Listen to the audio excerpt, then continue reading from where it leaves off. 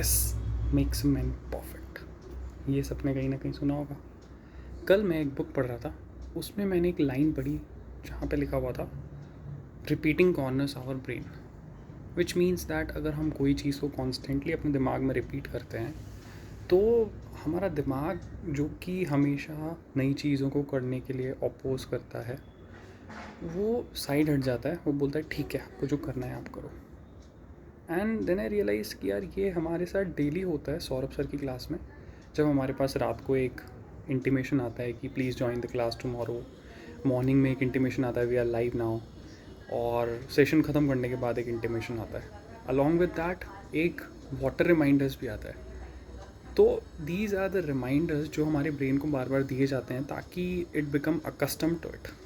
And that is a great power. If you want to do something really big and that's important to you, start repeating the things in your brain. That will help.